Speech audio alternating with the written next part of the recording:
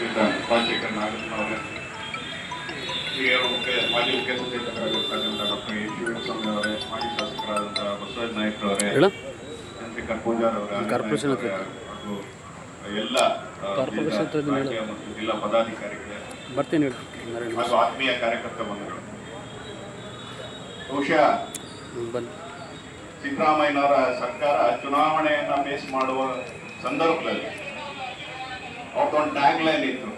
ಏನು? ಬಡವರ ಪರವಾದಂತ, ಶೋಷಿತರ ಪರವಾಗಿ ನಮ್ಮ ಸರ್ಕಾರ ಇದೆ, ನಾವು ಆಡಳಿತ ಇದೆ, ನಮ್ಮ ಹೋರಾಟ ಇದೆ. ಅವ್ರು ಚುನಾವಣೆ ಭಾಷಣದಲ್ಲೂ ಹೇಳಿದ್ರು. ಏನ್ ಹೇಳಿದ್ರು? ನಿನ್ಗೂ ಫ್ರೀ, ನನ್ಗೂ ಫ್ರೀ, ಶಿವಕುಮಾರ್ಗೂ ಫ್ರೀ, ಈ ತರ.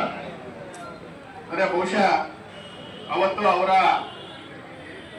ಆ ಗ್ಯಾರಂಟಿಯ ಬಲೆಗೆ ಬಿದ್ದಂತ ಜನರು ಇವತ್ತು ಅನ್ನಿಸ್ತಾ ಇದೆ, ನಾವು ತಪ್ಪು ಮಾಡಿದ್ವಿ.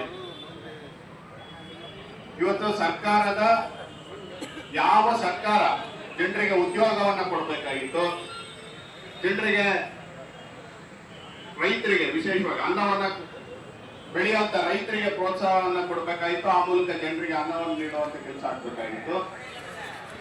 ಅದನ್ನ ಮರೆತು ಕೇವಲ ಅವರ ಅಧಿಕಾರದ ಆಸೆಗಾಗಿ ಅಲ್ಪಸಂಖ್ಯಾತರ ಓಲೈಕೆಯಲ್ಲಿ ನಿಂತ್ಕೊಂಡು ಇವತ್ತು ಜನರಿಗೆ ಬೆಲೆ ಏರಿಕೆಯ ಬರೆಯನ್ನು ಹಾಕ್ತಾರೆ. ಇವತ್ತು ಸಿದ್ದರಾಮಯ್ಯನವ್ರ ಖಜಾನೆ ಖಾಲಿ ಆಗಿದೆ, ಅದನ್ನ ಹೇಗಾದ್ರೂ ಮಾಡಿ ತುಂಬಿಸ್ಕೋಬೇಕು. ಇವತ್ತು ಅವ್ರದೇ ಪಕ್ಷದ ಶಾಸಕರು ಅಭಿವೃದ್ಧಿಗೆ ಹಣ ನೀಡ್ತಾ ಇಲ್ಲ ಅಂತ ಹೇಳಿದ್ರು ಕೂಡ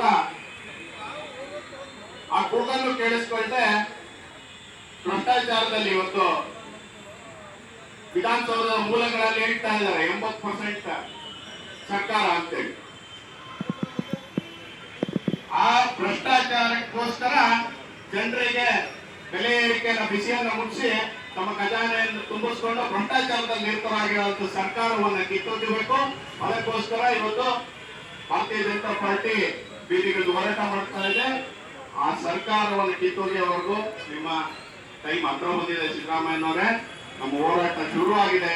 ರಾಜ್ಯಾಧ್ಯಕ್ಷರ ನೇತೃತ್ವದಲ್ಲಿ ಹೋರಾಟ, ಕಾರ್ಯಕರ್ತರು ಬೀದಿಗಿಳಿದಿದ್ದಾರೆ.